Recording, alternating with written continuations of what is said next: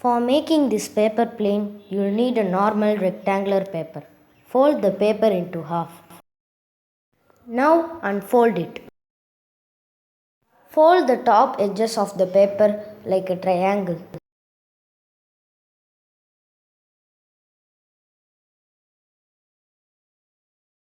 Now fold those triangles into half.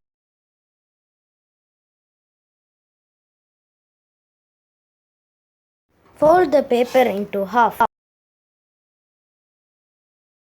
Cut the paper like this.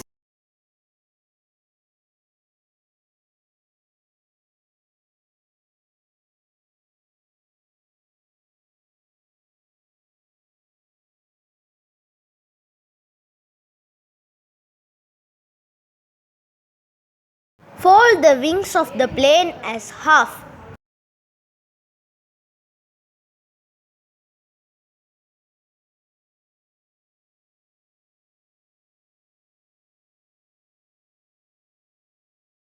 Let's test it.